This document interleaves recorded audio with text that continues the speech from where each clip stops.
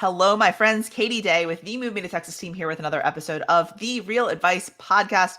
I am really excited to dig in with this week's guest, who always seems to pop up at Las Vegas real estate events, which has been fun because I feel like, I'll go to a Vegas real estate event and I will see him there because he's like Mr. Las Vegas, team leader, father, realtor, husband, sports fan. I couldn't Yes. remember the name, the Las Vegas team name. Knights? Are they the Go Knights? Knights, go. Well, we have The the Knights? Raiders too, which we don't care about. I'm a Chiefs fan, but go Knights, go. Anyways, please join me in welcoming Matt Farnham. What's going on, man? How are you? Hey, Katie, thanks for having me here. I'm doing well. I was like that long pause was like, I think it's the Golden Knights, right? Is the Yeah, yeah. Vegas, we think we know hockey because we've had a team for 5 or 6 years that's really good. yeah. So it'll be interesting to see what happens when we actually experience a real season of hockey where we don't make the playoffs, for a number of years. But so far, we're living the dream so far. Well, hey, I mean, good for y'all. I love how you say we're living the dream, like it's, you're part of the team, so you've taken Hey. ownership of that. But anyways, Matt, for people that may not know you and who are you? How'd you get into real estate? Yeah, so I've been selling real estate for 19 years. I grew up in Las Vegas. I grew up playing a lot of sports. In high school, I was playing golf and knew that maybe I wouldn't make a career out of golf, but I did know that realtors played golf every day and made a ton of money.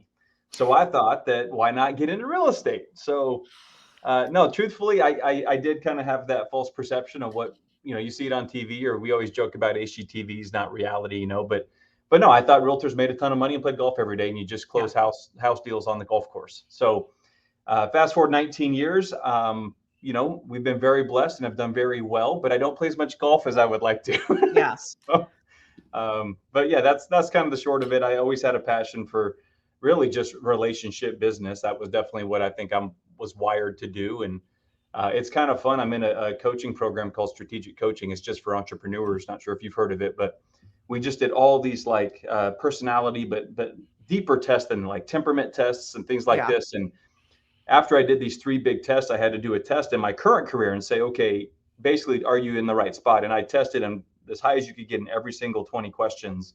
And I just wrote on the top, if that's not affirmation that God has me where I was designed to be, then I don't know what is, because this Yeah. is where I was meant to be. Well, I was worried when you started. I was like, "Oh, geez!" And then what happened? So now he's actually leaving real estate, and the podcast is over 3 minutes in, and No, So yeah. So okay, everything the tests all worked, and you still feel like this is the right I'm fit for you. where I'm supposed to be. Yes, ma'am. Perfect. Perfect. Um, well, hopefully, maybe we can unpack figuring out ways for you to golf more, right? And finding some leverage in your business to open up some more time for golf. But I am sorry that you're not able to golf more, than you are today. But anyways, so you've been selling real estate for 19 years. What's interesting to me is Vegas is a market where you've seen a lot of like I'm using air quotes for people that are just listening, like disruptors, right? Pop in as far as like the Open Doors and Zillows. And I know you guys have a lot of like Wall Street owned homes, and like everyone goes to like the warm markets, right? Like the Phoenix, Texas, Right. Vegas, stuff like that. So what's like your outlook for the Vegas market, or like why do you think so many different companies and institutional partners and things like that buy in Vegas? Yeah. I mean, Katie, I can talk about this all day. This actually feeds right into why we do business the way we do business, because Vegas is ground zero for disruption. That's what I call it.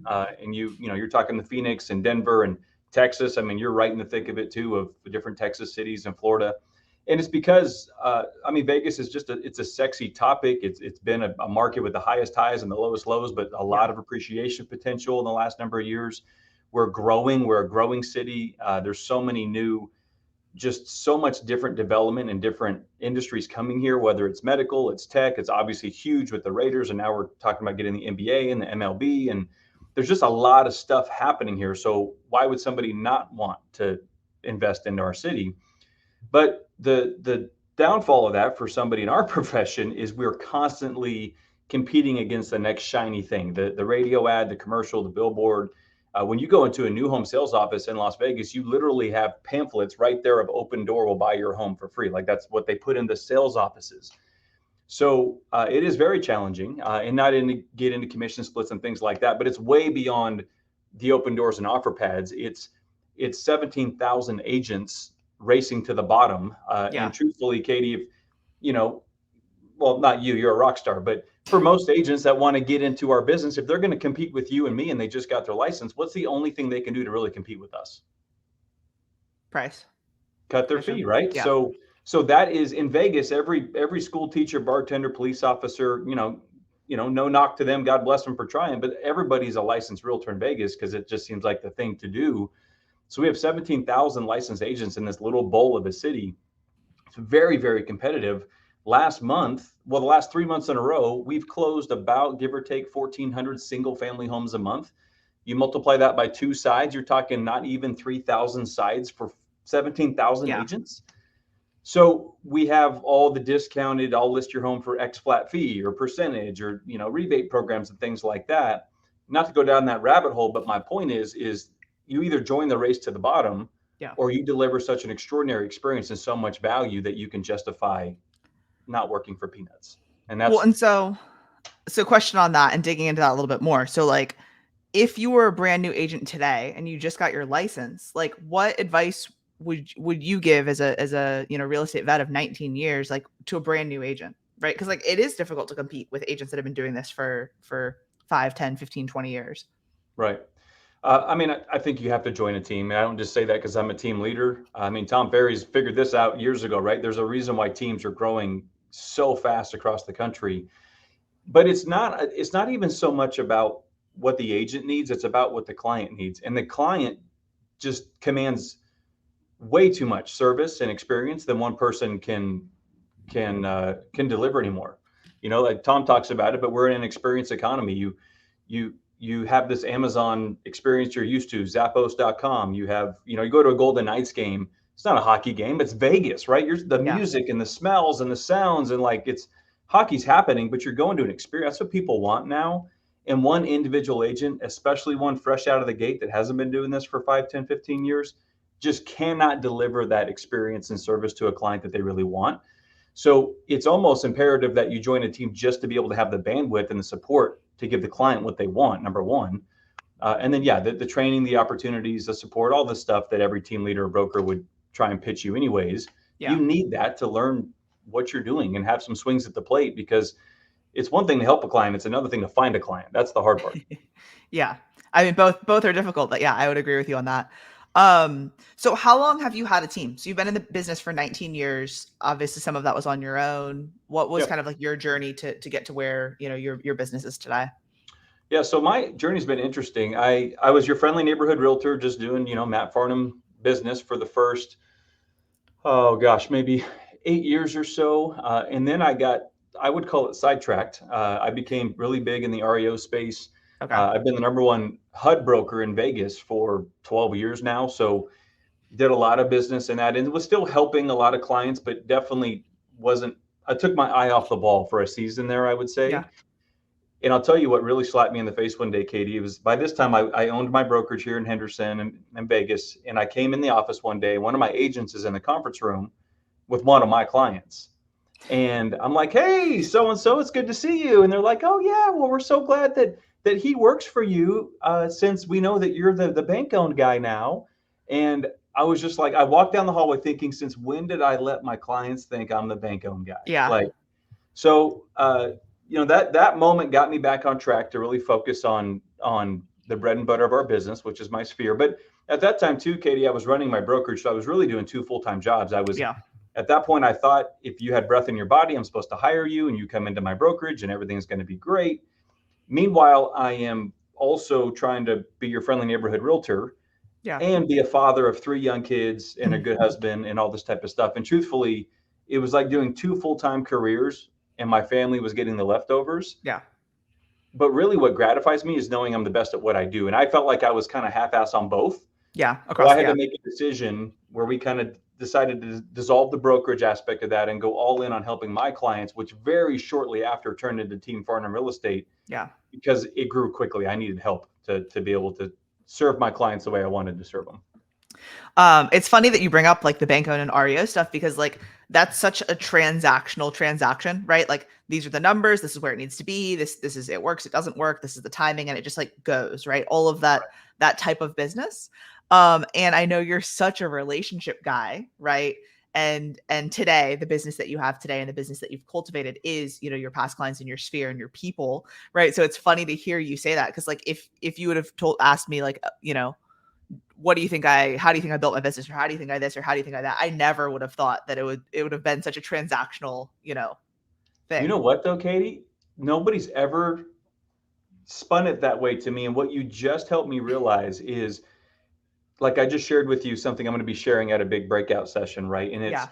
there's a quote from Atomic Habits, James Clear's book. I love it. It says, "We don't rise to the level of our goals; we fall to the level of our systems." And we do that really well. Like we have some really great systems and processes in place that we've built to support the service we want to deliver to our clients, right? Yeah. But what I've never really thought about is when you're working the REO business, or I'm doing a couple hundred HUD sales a year, you're forced to become very operational and get Yeah. systems very quickly, or you'll lose the account. I never even thought about what that did to condition me as a operator, even though that's Yeah. not my passion. I definitely developed some skills in systems and support and all that type of stuff that I never even realized translated to our relationship business today. So there you go. That's what God was doing behind the scenes the whole time. See, he knew what he's doing. Yeah, yeah, no, I mean that is huge. And so let's dig into the more fun part of things, right? The relationships and kind of where your business is today, right? Like again, when people in like the real estate world, and especially in the Tom Ferry world, like people in you know, the Tom Ferry network and ecosystem are like kind of known for things. And you're definitely one of the people that like is known for like the client experience and gifting and referrals and stuff like that, like from your past clients and sphere. And so how did that kind of come about? And I guess what's been like the evolution for y'all's business, right? Of like you had this moment where one of your past clients is working with one of your agents and you're like, huh, I need to adjust what I'm doing somehow. So Right. what's been like kind of that evolution? Yeah. So for us, it was, it's just been one step at a time. But it really comes down to the root of, I'm going to give Glenda Baker, our mutual friend, credit for this, because she said it years ago. And I'm like, yeah, it resonated with me because it's exactly how we do our business. But Yeah. love on the people who love you.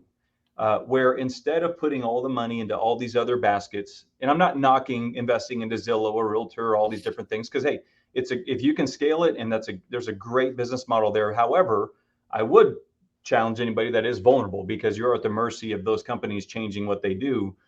Where I feel like what we've put our emphasis on has the longest runway. I'm not saying that my clients aren't subject to disruption, because Yeah. eventually they're going to see the billboard, they're going to hear the radio ad, they're going to see the commercial, but that's a bunch of noise in the marketplace.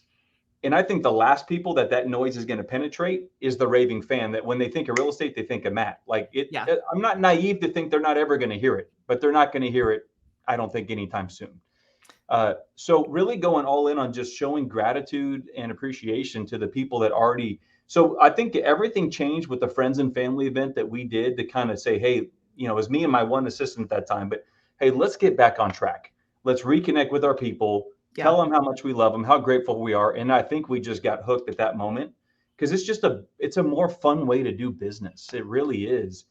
And then it just started to grow with the other events and pop buys and home anniversary cards and birthday cards. And then we started doing these surprise and delight moments, which are just so much fun. A book I read that I highly recommend anybody that's watching this read. See if I have it on my desk. I normally do. It's called The Power of Moments by Chip and Dan Heath. Okay. Have you read that book? I have not. I'm grabbing it. It's right here. So it's a blue book. You can't miss it. I'm gonna hold that up to the camera for Okay. you. Yeah, I've seen it before, but I haven't read it.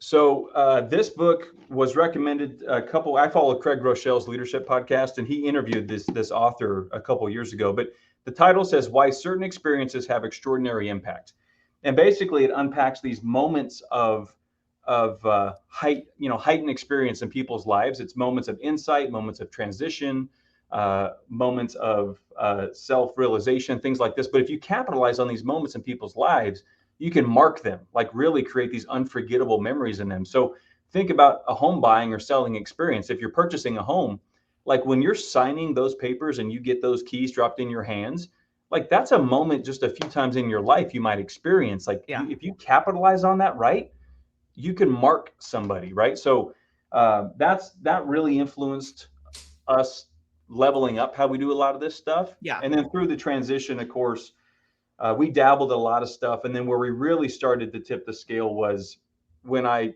transitioned Kristen on my team, who's been with me for almost 10 years. But if everybody owns it, nobody owns it. You know that, Katie. So until I really said, okay, Kristen, this is your baby, like you make the magic happen. That's when we really got consistent where we could make it repeatable and scalable. And that's when everything started to change. And we started to really just deliver this consistent, extraordinary experience for our clients. Yeah, that's awesome. Well, and so as we were kind of talking about before, like the gifting and the creating the surprise and delight moments and things like that are big, but what do you feel like is the kind of differentiator for y'all, right? As far as how Who's do you take that y'all? a step further? You and your team. Are you Y'all? just making fun of her saying y'all? Hey, For you guys. I was born in Oklahoma. I know what y'all is. Oh, whatever. But I grew up. Okay. Anyways, what's the differentiator for you and your team as far as kind of like taking it a step further from like the gifting and stuff like that? Like, Yeah, I think that all that stuff is great and it's fun and it's cute to put on Instagram and stuff like that, but it's not all champagne and balloons. I think, our clients' experience truly will rise and fall to the level of the communication they receive. I think that's the truth. If I like to say it this way, uncertainty brings anxiety. If a client doesn't know what's happening, it doesn't matter how nice of a bottle of champagne you give them, or if you roll out a red carpet or you put them in a limo to send them to dinner. yeah. If they didn't know what's going on and they're stressed about that, they did not have a good experience. Hmm. So it really does rise and fall to the level of communication. We have a mantra for our team, Katie, and that's that the phone rings for new business only. Meaning that if I'm helping you buy or sell a home, you should not have to call me or my office and say, hey, what's going on with my home sale or what's going on with my showings or feedback or escrow. You should already know. Now, Yeah. are we perfect? No. Are we committed to getting better every day and better than anybody else at it? Yes, I think we are. But that's really the goal here is get ahead of everything, future pace the client, set expectations, reinforce those expectations, where we're taking them through all types of communication, whether it's a digital pipeline and email, we send videos out about what's next in the process, the way that we do text communication with group messages between the agent and the client and my transaction manager. Another crazy cool thing I can tell you that we do that's totally next level, but just these types of things matter so much more than giving them a bottle of wine or something like that. So in that stuff, now you do that on top of the way we Yeah. communicate. That's a cherry on top, and now you've really solidified that raving fan. Well, I mean, and I think that I was going to ask you like what are some tactical things. So I love that, like having email updates, having video updates, having group messages. I've even found that a lot of times like spouses and this is like me included when I'm buying a property with my spouse, like we don't always communicate on like the details of the transaction. So if I call you and tell you what the deal is with it, or what just happened, but you haven't talked to your wife yet and she's calling me asking me, so we Right. always have the group messages with everyone involved. And I think that's super beneficial. Yep. What what do you feel like for someone that maybe doesn't have all of this stuff planned out already and all of these SOPs and all of these points of contact and stuff like that? Like what's something that's good for them to start to implement, right? Because like you're not going to have it all tomorrow, right? So like you got to layer stuff in and add stuff, and it's a work in progress, right? So what would be like a good first step? If I was to start over today, I would probably take my one escrow I have this month, right? You're a new Mhm. agent, you just got that first home under contract, get excited. That's awesome. Like go get it, but use that to build it. So communicate at such an incredible high level to Katie in every step of the way of this process, but write those in such a way that are repeatable, where you can, Yeah. that message would work for your next escrow and your next escrow. And then maybe as you create that template and then your fifth escrow from now, you've changed it a few times. Yeah. Next thing you know, you've already built out your entire SOP for how you're going to communicate for a future raving fan. And then eventually you plug it into a CRM, you figure out which ones are automated emails, which ones need to be manually sent after certain triggers happen in the transaction. You're so much closer to building it than you even realize. You just Yeah. have to think outside of this literal, like realtors, what we do every day, Katie, we look at things this close, and it's so hard to like Yeah. push yourself back at Pull 30,000 out. feet. Yeah. I struggle with that big time, but it's amazing how many. Let me put it this way: I went to a Gary V Agent 2021 event years ago. You would have loved it, Katie. It was at Miami Dolphin Stadium, Hard Rock Stadium, and one of his content creation VPs said something to this effect. They said, "Stop, worrying about creating content. Just document what you do. You do such Yeah. interesting, awesome stuff every day. Just document it. You're a testimony to this. Like you do so much video, so much stuff on social. All you're doing is half of that's capturing what you're already doing, anyways. That's what we're doing. If you're already wowing your client through an escrow process, you're creating this document every single day without even realizing it." Yeah. Well, and that's, I mean, how many times are you sending like the same email over and over and over again? So yeah, having them kind of all laid out, continuing to edit and tweak them, I think is great advice. So for someone that doesn't have their SOPs done now and doesn't have templated emails, just start copying them, putting them into a Word doc, editing them, resending them, and soon you'll have your entire workflow for an escrow, and then you can move on to other things and have all the Absolutely. SOPs. Yep. Absolutely. Yep. Okay, so I know you said that you were on your own for a while as an agent, and then you kind of had the brokerage, and then it kind of moved to the team and things like that. What advice would you give to someone if they were looking to start a team? Because I feel like, as you said, everyone talks about them today. Tom Ferry's been talking about them for years. So many Right. real estate coaches do, so many real estate brokerages do. Like, but the entire like how to actually do it isn't always readily accessible and available, right? So like what advice would you give to someone that wants Yeah. to start a team? I think first of all, I think you need to look in the mirror and say, why do I want a team? I think so many people want a team because it looks like it's the trendy, popular thing to do. Yeah. And we all joke about, I'm a broker owner of a company, and you've heard the joke about broker broke-er than before I started a real, it's not for the money. The reason I have a team, Katie, is for leverage. I joke about not playing golf, but that's not exactly true, right? I'm very thankful, like praise God, I have a very, very good work-life balance. Last year, and I don't say this to be arrogant, I'm saying this to show you what's possible. I can sell more real estate, but last year, I mean, we still did almost 60 million in sales, and I went out of town 12 times, 7 vacations of those were vacations. Played golf, take a lot of Fridays off to hang with my wife, go to lunch, hang out in the pool. Like it's extraordinary what you can do if you build it. But that's Yeah. why I did it. I did it so I can be a husband first and a father first, and then the business is after that. If it's just about the money, you probably can make more money by just going to sell 50, 60 homes a year on your own, make $1 million and keep it in the bank. Yeah. So I think you got to ask yourself, why do I want a team? If it's truly to you feel like you're called to be a leader and you want to pour into people and help transfer those skills, great, do it. That's a great reason to do it. But I think so many people think somehow it's this key to unlock more money, and it's definitely not that way for everybody. Well, I mean, it's definitely not that way for like your most profitable transactions, the one you do yourself, right?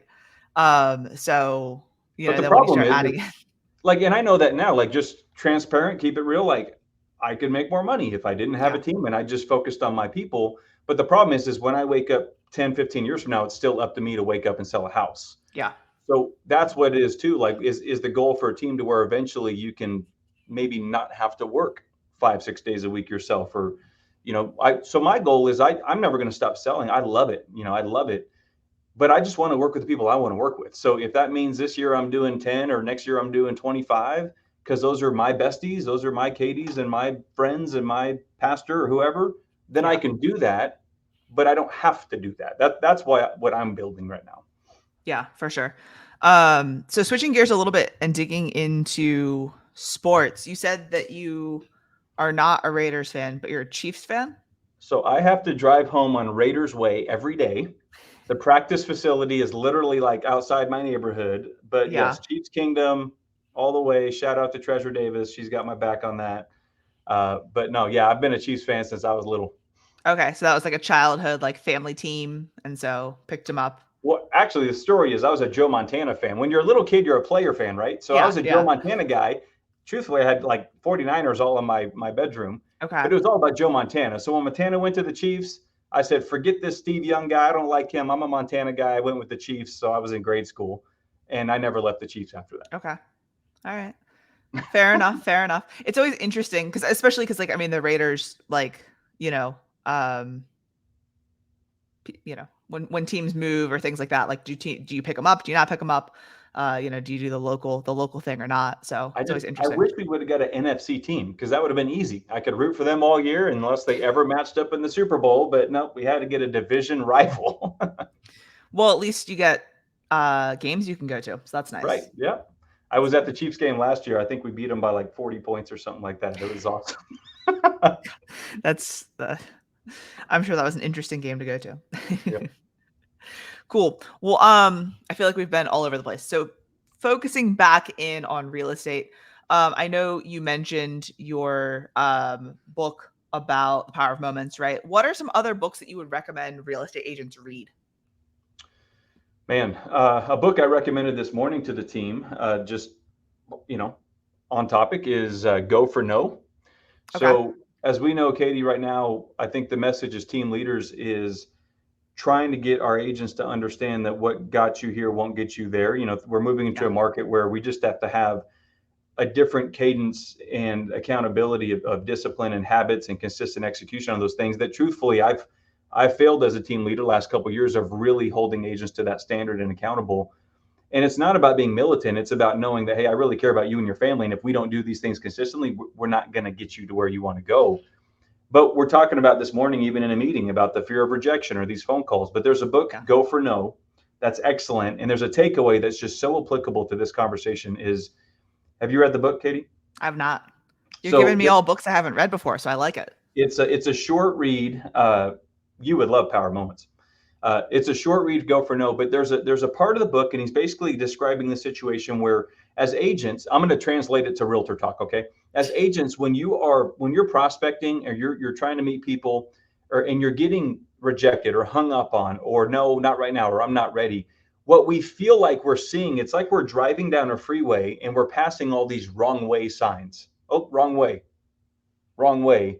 And then what do we do? Eventually, realtors say, okay, screw this. I'm going the wrong way. I'm going to turn the car around and retreat. And that's when Yeah. agents fail. They get out of the business, whatever.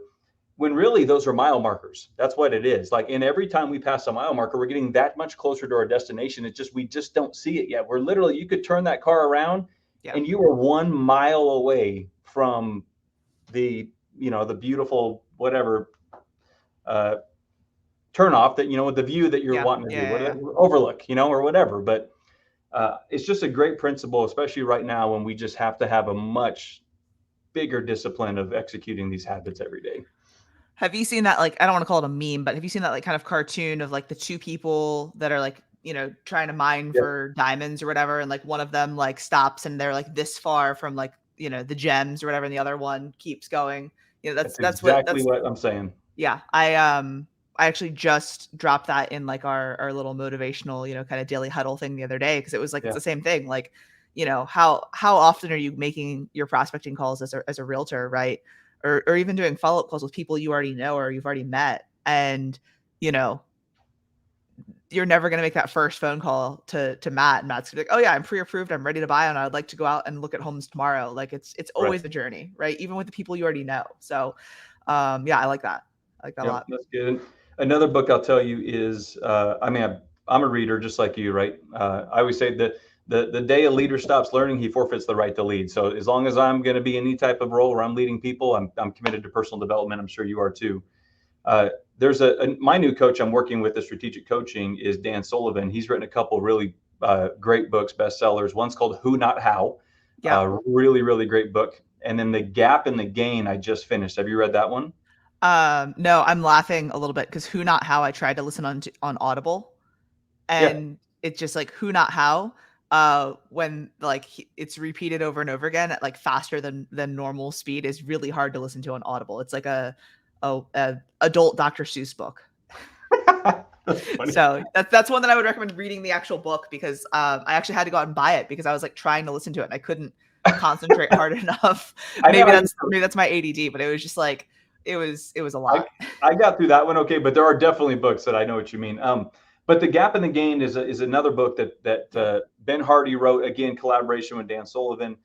But I'm telling you, Katie, for me, that was such a needed read because high achievers are our own toughest critics, right? I'm just constantly, especially with social media. Like if I'm being honest, uh, I would watch what you do on social media, and you feel like a failure. Like, oh my God, I got to put more content out. Like I got to do this. Katie's doing that. Glenda's doing this. Whoever else is doing. Like we just feel like, and what we're seeing is like that might be the only really cool thing you did all month, but I'm seeing 50 of those at Yeah. once in my Yeah. feed, and then we feel like we're to where the gap in the gain really slows you down, and it just basically it's about measuring backwards instead of comparing ourselves to this ideal that we always set for ourselves. And he says the ideal is like walking towards the horizon. So if you're looking at the horizon and we take 10 paces towards the horizon, what did the horizon do? It moved 10 more paces. Like it, Yeah. that's what we do in our lives with our family, with our kids, with our spouses, in our Yeah. business. We set these ideals that are just never attainable. So if the goal was 30 and we got to 21, like we went from 0 to 21, like let's celebrate the Yeah. gain, but we focus on the 9 we didn't get just because that's how we're wired. But it's so unhealthy. And what I realized, Katie, is it steals the joy of other people around us. Like my poor kids and my wife, how many in 19 years of marriage, how many times have I stolen joy from my family because they're focused on these wins? And I'm like, well, yeah, but we didn't do this or we should because Yeah. but like my team, I apologized to Kristen. She's worked with me for 9 years. And I said, Kristen, reading this book just opened my eyes. Like, how many times at the end of the year was I frustrated about something? And then you literally come in my office and say, yeah, but Matt, look what we did. We did this Yeah. and we did this. And I didn't allow you to have that joy because like shame on us as leaders Yeah. and husbands and spouses and fathers. Yeah. It's tough though. And I mean, I think that it's being in like the coaching environment that we're in and like some of the mastermind groups and the networking groups and stuff like that we're in, it's tough because it's like I find myself in groups where we have similar goals or similar, this is what we want to grow the team to, or how many transactions we want to do, or this or that. And it's like, even with year over year gains and things like that, coming at the end of the year and falling short of goals, it is frustrating, right? But yeah, it's always good to take the time to celebrate the wins and to acknowledge them, and obviously keep pushing for more or for whatever you're going for. But yeah, taking that time, I think, is really important. And I think too, just on that note, I think you posted on this recently, and I know Kyle and a bunch of people did, and it's not a new concept, but comparing your chapter 1 to somebody else's chapter 10 or chapter 20, or, Yeah. another way to say it is don't compare your roots to somebody else's tree. Yeah. But I think that's what we do too. Like, I've been really focused on this team thing for just a few short years now. So it's not fair to look at somebody who's been running a team for 20 years but that's what we do. And we think that we should be there tomorrow. Yeah. Yeah. No, I agree. It's definitely tough. But with that being said, I feel like you've been putting out a ton of content lately. So kudos to Hey, you that's, for I'm trying to stepping up ride your your game. coattails, girl. Stepping up your game. I love it. I think I Hey, actually messaged you about that the other day. I was like, dude, you've been dropping some good stuff. I liked it, and then actually sent you a message to tell you I liked it. I thought I did. Maybe that was a dream. I don't remember. I don't know. You probably But did. Thank you very much. No, you've definitely been inspiration along with a few others in the ecosystem. It's not about like perfection's poison, right? Just get the content out. Like, and I'm yeah, not saying your stuff's not great. It is, but we just overthink stuff too much. And like, I don't need a script. I know what I'm talking about. I do this yeah, every day. So now it's just turn the camera on, 6 get hours, some stuff 40 going. pieces of content, get it out. That's what we're trying to do now. Well, and I mean, it's just such a journey, right? Like you'll look back on content that you made, in January or February, in December, and you're like, God, that was terrible, right? So it's just one of those things that it's like it's constantly evolving, constantly changing, improving. But you've got to actually do it in order to make that improvement. So, Right. that's the key, is Right. getting out there and doing stuff, and you're doing it. So I love it. All right. Let me hit you with one last question. Okay. Actually, no, I have two questions for you. So since you are in Vegas, which is probably, if not the number one tourist destination, probably up there, right? As far as tourist destination. So if I were going to Vegas and I had never been, what would be the top 3 things that you think I should do that are like unique to Vegas? Because like, I mean, everyone just goes to the strip and, gambles away a bunch of money and drinks too much. And, like that's the typical Vegas trip. So what would be like your unique experiences in Vegas, top 3 things that you think I should do if I went there? Unique experiences. I mean, I don't want to discount the Strip because it's No, I amazing. mean, Yeah, there's I'm some. saying that, and I've bet I was in Vegas like 5 times last year, right? But like, Yeah, what would be? It could be stuff on the strip. It could be a restaurant. It could be a bar. It could be a speakeasy. It could be, yeah. Well, I whatever. think But like, what do you think? number one. I'm just gonna say the food scene is off the charts. Like we have the best chefs in the world. Every chef that has a name is in Vegas, maybe with even 3 restaurants. Like it's the food scene is off the charts. So that I think that the number one thing for Vegas though off the strip is gaming is not even close to our highest grossing industry anymore. It's entertainment. Like Okay. this city is so amazing now. You can literally book a week vacation here and every single night be at a show, Yeah. a concert, a Raiders game, a Golden Knights game. So like literally in a 36-hour span or 40 hours or something like this, I had a friend that was literally at a bowl game, a Raider game, and a Golden Knights game in less than 2 days. Like Yeah. It's the intense. city is so cool. Like but it's expensive. Like it's off the charts opportunities. But there's a Red Rock conservation. Red Rock National Park is just about a 20-minute drive from the Strip. It is so beautiful. The hiking is so fun. It's like bouldering on these huge red rocks. I think that's something that's really really cool. You see bighorn sheep out there, and that's beautiful. And just a park entry fee of like $10 or something like Yeah. that. So I would definitely put that up on the list. And for me, selfishly, I got to say golf. We have some incredible golf courses in Las Vegas, some really unique experiences. So depending on what your budget is, I can give you some advice, but definitely got to play some golf in Vegas and get off the Yeah. strip. It's a beautiful desert, the mountains, and it's amazing. Awesome. So food, sports. Yeah, We kind really of good. went into a few things. Entertainment, Food, sports. dining is entertainment, but leave the slot machine where it is and Yeah. go to the concerts, go to the dinners, go to the sports events. Like, dude, the cool thing about Vegas, Katie, is like at halftime, you're not watching a little like 3-year-old soccer game. You're watching like Cirque du Soleil do a Yeah. performance. Like it's like Yeah. unbelievable. So They've got to come with a good show, come with a good halftime show.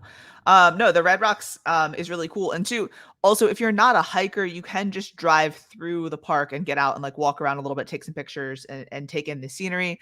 I hate hiking with a passion. really, And I've been out to Red Rocks area outside of Vegas and it was really cool. So it's a I would 13 second that. Yeah, it's a 13-mile loop, and people will Yeah, get bicycles and ride it. You can actually rent like the exotic cars, like you can do that on the strip, that's get the cool. crazy cool, Yeah. like, the little roadsters or even like a Lamborghini if you wanted to. But I would get some of the cooler, smaller convertible ones, and Yeah. people go out there and they do the loop. It's so beautiful. Like, that's a cool experience. Yeah.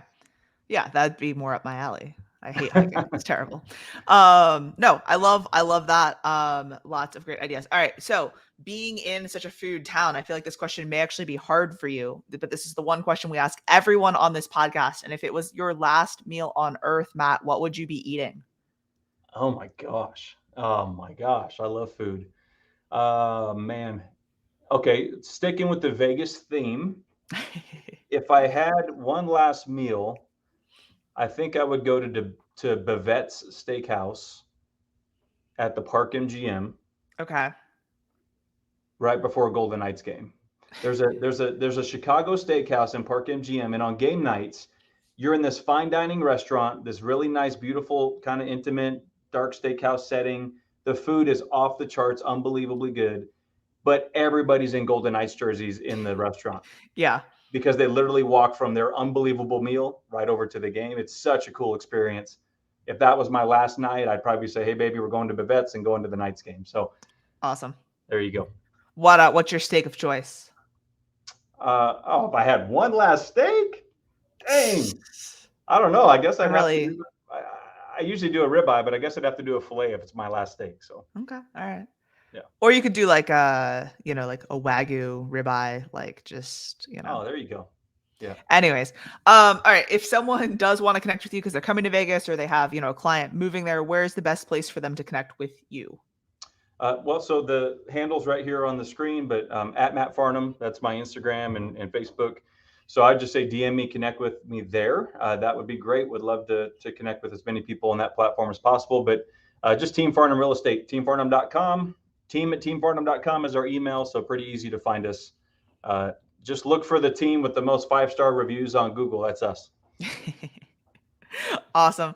Cool, Matt. Well, I appreciate you taking the time to chat and shed some light on, the client experience and communication and just the ways that you've helped to level up, with your team. So very much appreciated and wish you nothing but the best. Thank you. Appreciate the chat.